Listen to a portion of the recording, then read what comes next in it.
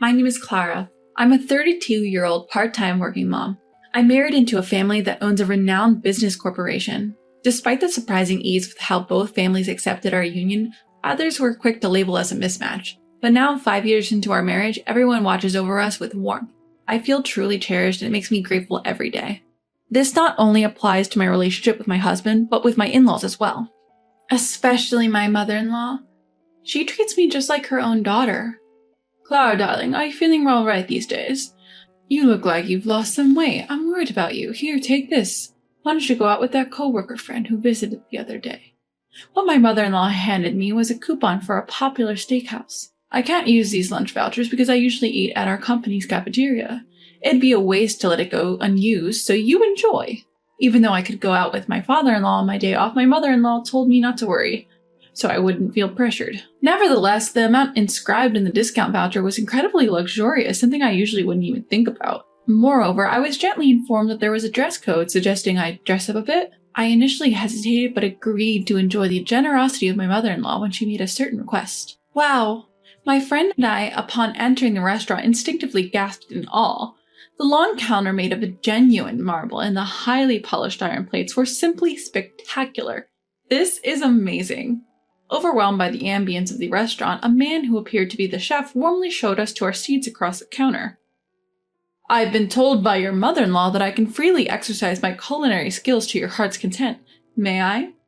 Encouraged by the chef's experienced demeanor, my friend and I silently nodded in agreement, feeling a bit relieved. After all, we had no idea what or how to order in such a high-end restaurant. Just as the madam said, I'm delighted to see you enjoy your meal so heartily. Please come again.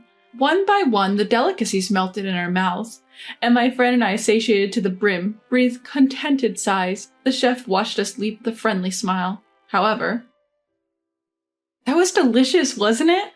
The waiter guided us to the exit, scornfully remarked, You don't even know what you're eating. What? Shocked, we thought we misheard, but then we heard the waiter mutter, Lunch with the discount voucher. He must have gotten it for cheap at some ticket shop or something. The waiter sneered at us, making us feel uneasy. Seriously, you ate a lot. It's disgusting. Seriously, spare me. Are you even a woman? Gross. His voice was low enough to be heard only by us, but it was unmistakably filled with malice. My friend turned red with embarrassment, bowing her head down. Whether or how we got the discount voucher or how much we ate is none of your business. I don't want to hear anything from you. Let's go. Frustrated and upset, my voice shook, but I made sure to say what needed to be said and then urged my friend to leave the restaurant. As it turns out, my friend and I hold national qualifications as certified garden management engineers, recognized by the Ministry of Land, Infrastructure, Transport, and Tourism. We work in gardening, maintaining parks and roads, and working with greening initiatives.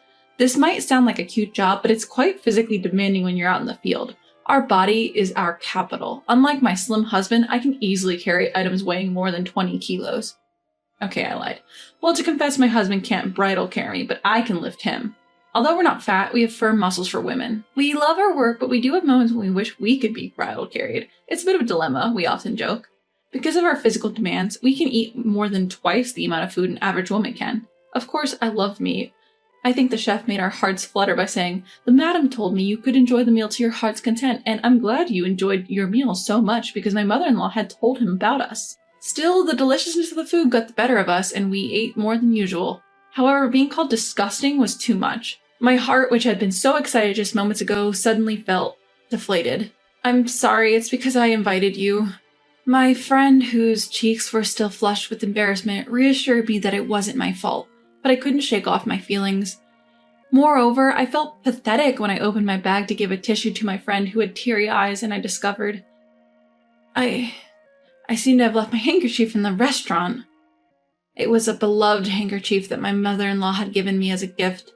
As I usually dressed in jeans and sneakers for work, I was nervous wearing an unfamiliar dress and pumps and had been holding the handkerchief all the time to hide my sweaty palms. I think I dropped it when I confronted the waiter. I'll go back and get it. The thought of encountering that waiter again was distasteful, but I didn't want to leave my precious handkerchief behind. However, the restaurant had closed for lunch by the time we returned, so my friend, who had come along with me, and I researched for the back door. Ah, there! We spotted the chef and the rude waiter near the back door. Even so, to have a customer get angry like that. Wasn't there some sort of rudeness? I said it many times. This is customer service. Depending on your attitude, even the owner's reputation, who is your father, could be affected. You need to be aware of that.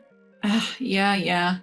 In response to the admonishing chef, the waiter maintained a sullen face, nonchalantly brushing off his advice. It seems that the waiter from before was the son of the owner of this restaurant. Excuse me for interrupting, but was there a handkerchief left behind today? Feeling guilty about eavesdropping even unintentionally, I quietly addressed them. The chef, as before, responded to me with a smile. Please apologize properly, he told the waiter.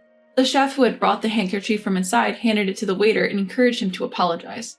However, while the chef was inside, the waiter, who had been grumbling things like, "Don't look at me, you scum," not only disobeyed the chef's instruction, but also crumpled up the handed handkerchief and threw it forcefully at my feet. Then, with loud footsteps, he walked back into the restaurant, leaving the flustered chef to apologize profusely to us, to the point where we felt embarrassed. A while later, I had another encounter with this waiter. You're really bottom tier, aren't you? Did you know that? It's obvious in this world that being skinny is ideal. Poor people like you have no demand except for outdoor jobs, and your bones get big, don't they? I bite my tongue hard to suppress my retort towards the waiter's scornful smile. In reality, the favor I was asked for my mother-in-law in exchange for the discount coupon was a proposal for indoor decorations that would suit the restaurant's atmosphere. Clara, you also have qualifications in garden decor, right? This restaurant is our business partner. I'd like you to work on it while you're dining there. Wouldn't that be great? It was a kind gesture from my mother-in-law and a delightful work proposal, but today was a discussion while observing actual plans for the arrangement. But I never expected him to be a part of it. Furthermore, he seemed to have tagged along for the inspection, and in the absence of the chef, who usually plays the role of supervisor, he was more intrusive than ever. I've prepared materials over there, please take a look. He was pressuring me with a low voice, checking around to make sure no one was watching. Oh, not saying anything today? Well, you would be in trouble if you can't get a job from us, right? Please, over there. What? I'm saying this loud enough for you to hear because you're ignoring me. Despite his malicious words and delight in being unpleasant, I remained silent. As much as I hated to admit it, I didn't want to ruin a job opportunity introduced by my kind-hearted mother-in-law because of him. He left the scene with a laugh, shrugging his shoulders at my reaction. Hey Clara, I'm sorry for asking this only a month later, but is it okay to have the next birthday party at the steakhouse we went to last time?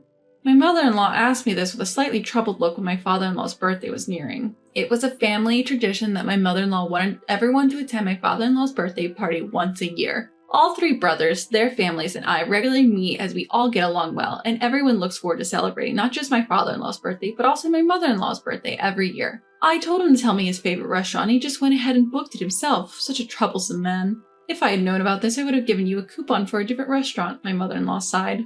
Normally, I would readily agree, but this time I couldn't muster a smile because of the waiter. I was feeling apologetic. My mother-in-law suddenly became serious. Something happened, didn't it? Even when I tried to avoid her gaze, she quickly held my cheeks and brought my face close to hers. I confessed everything, and after thinking for a while, my mother-in-law's eyes sparkled. And so, on the day of my father-in-law's birthday, I visited the restaurant again, dressed in the same outfit as last time. Welcome, we're pleased to have you here. Lost amidst my gathered in-laws, I entered the restaurant, keeping my gaze lowered. The chef, as formal as ever, greeted me with a nod and a warm welcome, which slightly eased the tension I felt. However, unlike the counter we sat at last time, this time we were in a spacious private room. As each of us settled at the banquet table, I noticed the figure of the waiter bringing drinks. As he walked past me, his dismissive attitude and his habitual clicking tongue were just as they had been. In fact, the moment the chef left the room, it seemed as if he had discarded all his responsibilities as a waiter. With a dismissive throw of his words, he literally abandoned his service. You want a drink? Pour it yourselves. He showed no embarrassment in pointing to the drinks with such a flippant tone. Frankly, this is not a place for people like you understand? This is a social spot for the wealthy. The presence of poor people like you lowers its prestige. He said this as if it were self-evident and then heaved a dramatic sigh. And that is your best outfit? You look so poor. Haven't I told you before? A bottom-rung, poor, unintelligent glutton who can't even appreciate good food, especially a woman, should never show her face here again. Can't you even remember such a simple thing? Really, spare me. Just go home. With a shooing motion, he waved us off as if chasing away an animal. Furthermore, when we remained silent and unmoving, he seemed to grow irritated and let out another disgusted tisk. At that moment, my mother-in-law, who had been silent until now, asked in a calm voice, "Is that all you have to say?" "What? What is it, old woman? Where did you buy those clothes? Aren't you embarrassed to go out in that?" In response to the waiter's retort, my mother-in-law's demeanor changed dramatically. I felt a sudden chill, but he didn't seem to notice. "You don't want to upset Mom. She's far more terrifying than Dad. My husband once told me this, and I felt I was getting a glimpse of the truth behind his words. Whether he sensed her intensity or not, the waiter looked a bit puzzled. So you're the son of the owner of this place, right? Well, then it's perfect that your father is here. Huh? With that cue, the chef who had disappeared from sight comes carrying a large tablet. As per your instructions, I've connected you to the owner. He's seen everything. What? My dad? The waiter's outlandish cry made me internally retort, even in such a time, not father, but dad, huh? You're out of character. However, the waiter himself was far from calm. What? Ugh! He stammered, completely ignoring my mother-in-law. Owner, as you can see, I appreciate our past dealings, but it won't continue as before. I'm going to sell all the shares I hold in this place, worth about $10 million. Despite addressing the owner, she turned her eyes sharply towards the waiter, delivering her words with the clarity of a biting frost. It's a good lesson for you to see what can happen because of your attitude, isn't it? The waiter, finally grasping the critical situation, stammered again like a frog frozen under a snake's gaze. You are... He finally remembered about respect. My mother-in-law cut him short. Oh, I'm just a poor person who doesn't need to give you her name. The waiter dropped to his knees as if his legs gave out. It was then that the owner's voice resonated from the tablet. Madam, I really don't know how to apologize for this. I feel terrible having to do this over a screen. My son has done something truly outrageous. I'm sincerely, deeply sorry. I don't care about me. Cutting off the owner's desperate pleas, my mother-in-law showed a clear sign of anger for the first time. Clara is my pride and joy. When my son told me he wanted to marry her, I went to see her work from afar. Her work was meticulous, polite, and diligent. She's an honest woman who doesn't change her attitude depending on who she's dealing with. She doesn't deserve to be looked down upon by someone like you. No matter what clothes she wears, she's always bright, a bit clumsy, and has an irresistibly cute smile. Claire's just that way. No matter what you think, I want to fill her belly with delicious food, and watching her enjoy her meals is my happiness. Well, I won't forgive you for hurting my dear daughter again and again. My mother-in-law's determined statement overlapped with the image of my own mother in my mind, despite the differing appearances and demeanors. My mother-in-law, who was doing her best to protect her daughter-in-law, felt just like my own mother. When I noticed my husband was gently embracing my shoulder, and I realized I was crying from the warmth of his touch and the handkerchief he handed me. Sorry, I don't want to dirty your handkerchief with my snot. Can you get me a tissue?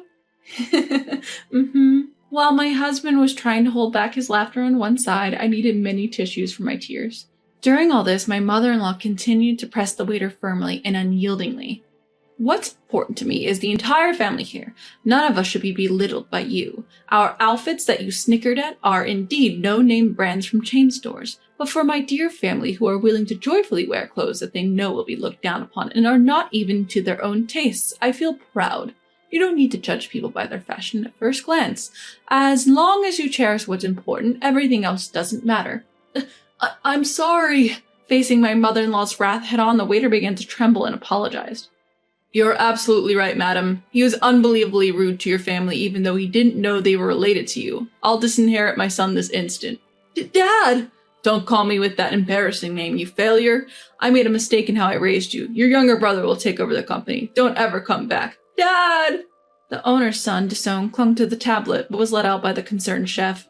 I'm sorry for involving you in this mess. What are you talking about? What happened was just clearing the way to enjoy a delicious meal. Today we're going home saying how tasty and fun it was. Well, if I had to say something to everyone who came along with us, it would be more than just, I'm sorry, right? Huh? Puzzled by her bright insistence, I blurted out, Mother-in-law, you're so cool. The unexpected compliment slipped out of my mouth, causing my husband to burst out laughing, and the rest of my in-laws to clap and laugh heartily. After that, the owner's son seemed to be struggling to live in a small apartment after being kicked out of his large family home. The owner also found himself scrambling to stabilize his rising stocks after learning that my determined mother-in-law had really switched her stocks to another company, and her friends followed suit, causing the previously soaring stock price to fluctuate. I hope these days as family will continue forever and ever. That way we can always laugh together. With that thought, I felt like crying from laughter again and hurriedly started looking for a tissue.